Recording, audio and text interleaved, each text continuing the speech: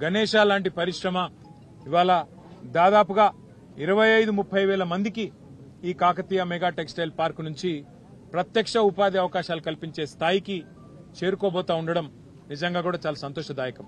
ఇప్పుడే మేము కిటెక్స్ పరిశ్రమను విజిట్ చేసినాము. అందులో ఉండే అత్యాధునికమైన స్పిన్నింగ్ ఇండస్ట్రీని గాని అదేవిధంగా గార్మెంటింగ్ పరిశ్రమను గాని పరిశీలించడం జరిగింది.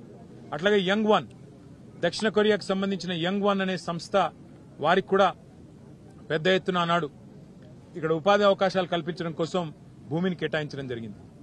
చాలా సంతోషంగా ఉంది.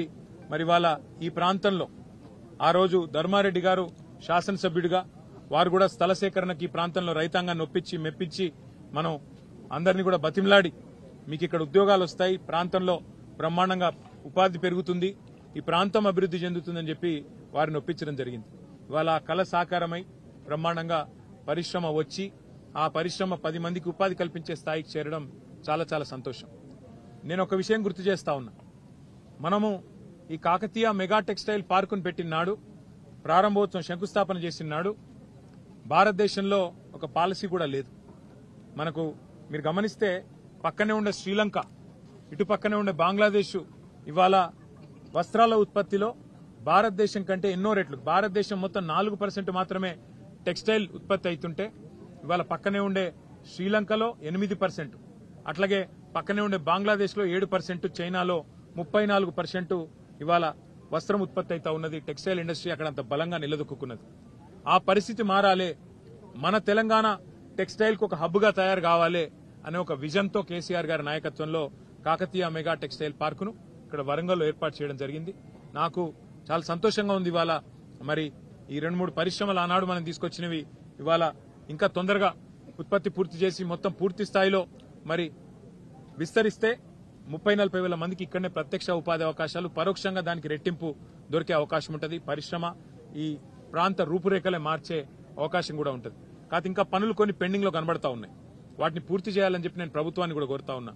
ఫ్లైఓవర్ ఆనాడు కేసీఆర్ ప్రభుత్వం మంజూరు చేసింది, ఆర్ఓబి మంజూరు చేసింది, దాన్ని పూర్తి చేయాలని చెప్పి కోరుతా ఉన్నా. అట్లాగే ఇంకా కొంత పార్క్ లోపల కూడా drainage system, sewerage system, common facilities కూడా కొంత అప్పుడే శాంక్షన్ అయినాయి. కానీ మరి ఈ 2 ఏళ్లు ఎందుకో మందకొడిగా నడుస్తున్నట్టున్నాయి. వాటిని కూడా పూర్తి చేయాలని చెప్పి కూడా నేను ప్రభుత్వానికి విజ్ఞప్తి చేస్తా ఉన్నా. ఎందుకంటే గవర్నమెంట్లు మారొచ్చుగాక, పార్టీలు ప్రభుత్వాలు మారుతుండొచ్చుగాక, కానీ రాష్ట్రం శాశ్వతం, రాష్ట్ర ప్రయోజనం శాశ్వతం. ఇట్లాంటి శాశ్వతంగా దీర్ఘకాలికంగా మరి ప్రజలకు ఉపాధి కలిగించే, ఉపాధి ప్రొవైడ్ చేసే ఈ కార్యక్రమాలు శాశ్వతం.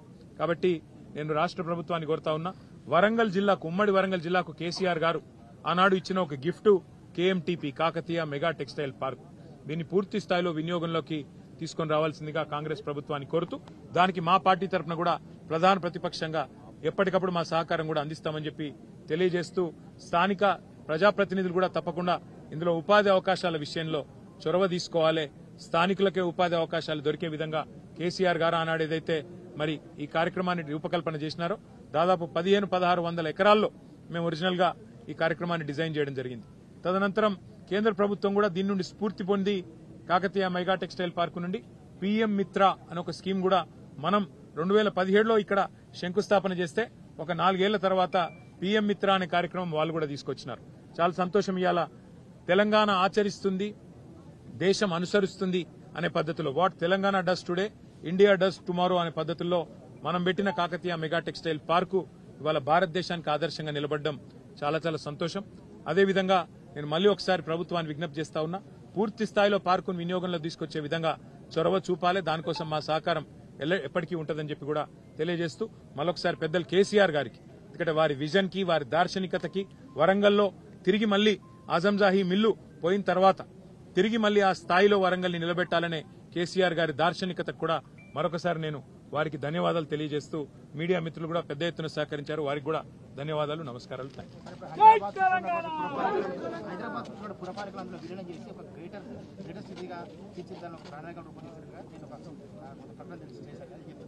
ఇక్కడ పరిస్థితి ఏంటి అంటే, కేసీఆర్ గారు ఉన్నప్పుడు 10 జిల్లాల తెలంగాణని 32 జిల్లాలుగా మార్చారు. కేసీఆర్ గారు ఉన్నప్పుడు మరి కొత్త రెవెన్యూ డివిజన్లు ఏర్పాటు చేసినారు, కొత్త పురపాలికలు ఏర్పాటు చేశారు, తాండాలను అప్గ్రేడ్ చేసి గ్రామ పంచాయతీలుగా చేసి 8,800 గ్రామ పంచాయతీల్ని 12,800లకు చేర్చినాం. అంటే మేమేమో అధికారాన్ని వికేంద్రీకరించే ప్రయత్నం చేశాం, ప్రజల దగ్గరికి ప్రభుత్వాన్ని తీసుకొని పోయే ప్రయత్నం చేశాం. మరి వాళ్ళ ప్రభుత్వం ఎవరితో చర్చించిందో తెలియదు. ఎందుకంటే అక్కడ మున్సిపాలిటీలు ఎక్కడ ఈరోజు తీర్మానాలు జరగలేదు. ఏ ఒక్క మున్సిపాలిటీ నుంచి కూడా కనీసం తీర్మానం కూడా తీసుకోలేదు. పోనీ మున్సిపాలిటీలు కొలువు తీరి లేవు కాబట్టి పోనీ ప్రజలతో అభిప్రాయం సేకరించినరా ప్రత్యక్షంగా అంటే ప్రజల అభిప్రాయం తీసుకోలేదు. పోనీ అఖిలపక్షం పెట్టి ఆల్ పార్టీ అభిప్రాయం తీసుకున్నారా? అది చేయలేదు. పోనీ శాసనసభ పెట్టి శాసనసభ్యుల అభిప్రాయం తీసుకున్నారా? అది చేయలేదు. మరి ఎవరి ప్రయోజనాల కోసం, ఎవరి ఎజెండా కోసం, ఎవరి శాశ్వత దీర్ఘకాలిక మరి ఆలోచనల కోసం ఈ ప్రభుత్వం పనిచేస్తున్నదో మాకైతే తెలియదు. ఏ కారణం చేత ఈ ప్రతిపాదన ఇచ్చారు కూడా తెలియదు.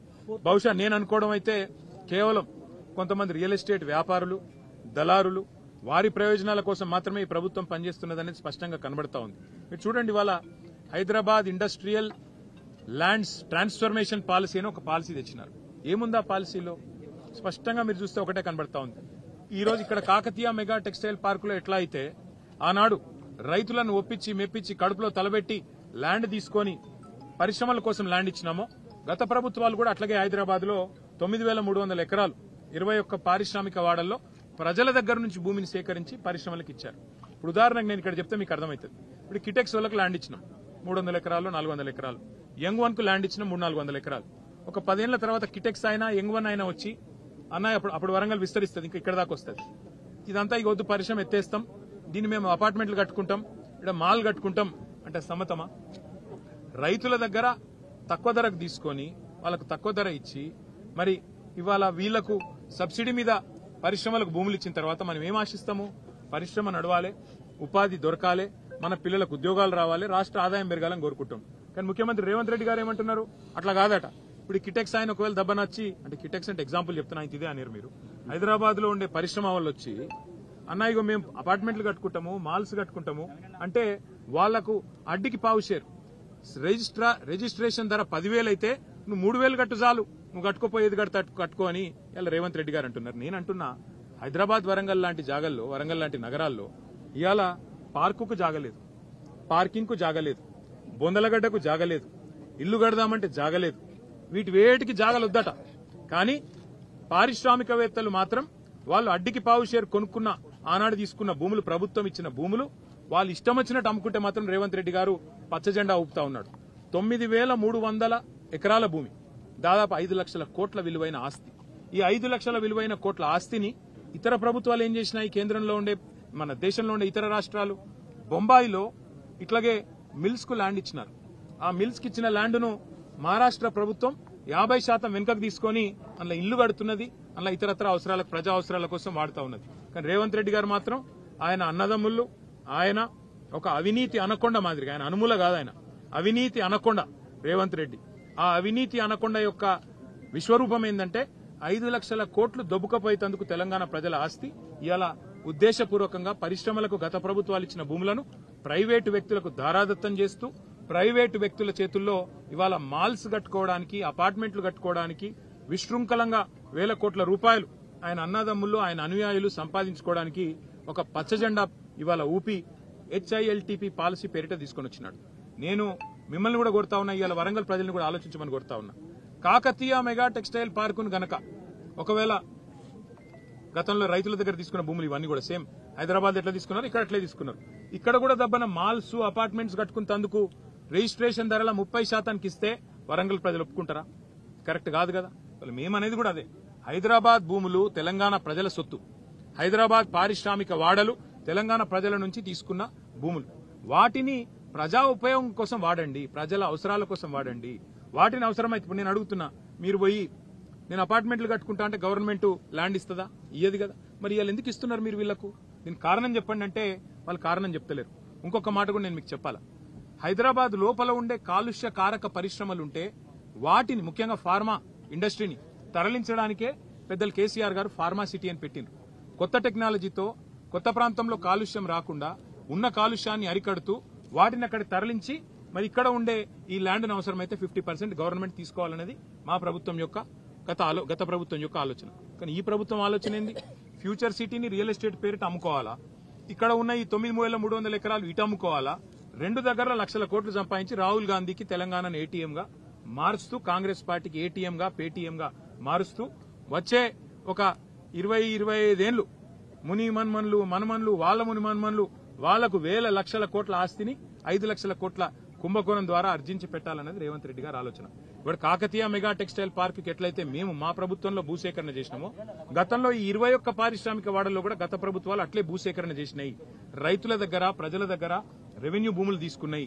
మరి వాటిని ఇయాల నీ అబ్బసొత్తు అన్నట్టు, నీ అత్తసొమ్ము అన్నట్టు నువ్వు దానం చేస్తే బీఆర్ఎస్ పార్టీ చూస్తా ఊరుకోదు.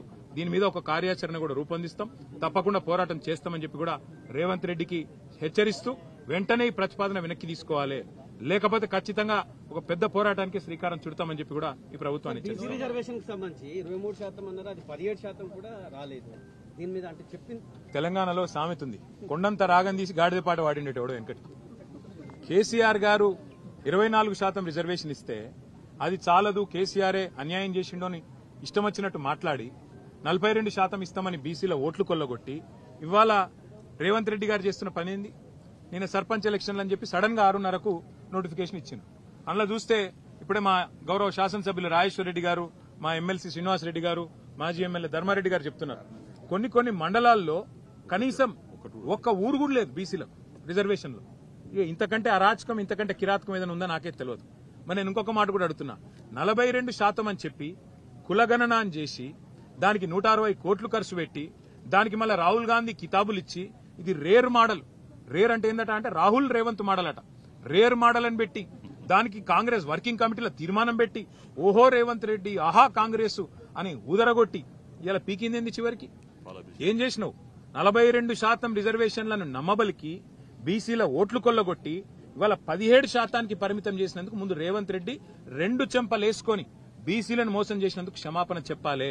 సర్పంచ్ ఎన్నికల్లో ఇవాళ ఏ అరాచకమైతే చేస్తా ఉన్నారో, కొన్ని మండలాల్లోనే బీసీలకు స్థానం లేకుండా, రిజర్వేషన్ లేకుండా చేసి, కొన్ని జిల్లాల్లో కూడా లేకుండా చేసి దుర్మార్గం ఏదైతే ఈ ప్రభుత్వం చేస్తున్నదో దీనికి రాహుల్ గాంధీ క్షమాపణ చెప్పాలి. ఎందుకంటే బీహార్ ఎన్నికల్లో రాహుల్ గాంధీ అబద్దం చెప్పిండు, తెలంగాణలో మేము చేసేసినాం 42% ఇచ్చేసినాం అని బీహార్ ఎన్నికల్లో చెప్తాడు, ఢిల్లీలో చెప్తాడు.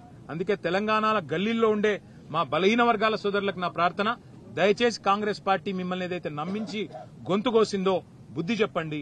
ఇవాళ పార్టీ రహితంగా జరిగే ఎన్నికల్లో సిగ్గులేదు ముఖ్యమంత్రికి, మంత్రులకు. పార్టీ రహితంగా జరిగే ఎన్నికల్లో పార్టీ పరంగా రిజర్వేషన్లు ఇస్తారట. ఆ ఎన్నికల్లో పార్టీ గుర్తే లేకపోయా, అసొంటప్పుడు నువ్వు పార్టీ పరంగా రిజర్వేషన్లు ఆడికెళ్ళిస్తావు అంటే నమ్మితే ఇక ఎన్ని అబద్దాలు చెప్తారంటే వాళ్ళకు నిజంగా వాళ్ళ నోర్లకు మొక్కాలే. మళ్ళొక్కసారి ఇవాళ వీళ్ళ నిజరూపం బయటపడ్డది. వీళ్ళు ఇన్నాళ్లు బీసీల కోసం కార్చిన కన్నీళ్లు మొసలి కన్నీరు అన్నది బయటపడ్డది. కాబట్టి బీసీ సోదరులు, ముఖ్యంగా సోదరీమణులు, మీరే బుద్ధి చెప్పాలా ఈ దుర్మార్గమైన ప్రభుత్వానికి అని చెప్పి మేము విజ్ఞప్తి చేస్తూ, ఈ రకమైన మోసాన్ని ఏదైతే కొనసాగించే ప్రయత్నం ముఖ్యమంత్రి ఆయన మంత్రులు చేస్తా ఉన్నారో దీనికి తప్పకుండా తెలంగాణ సందర్భానుసారంగా కసిదీర, కాళోజీ నారాయణరావు గారు చెప్పినట్టు కసిదీర కాలం వచ్చినప్పుడు కాటేసి తీరుతుందనే మాట కూడా వారికి విజ్ఞప్తి చేస్తాం. Thank you. ఇంకేం చెప్పంటే కొత్తగా ఇక జరిగేది జరుగుతుంది.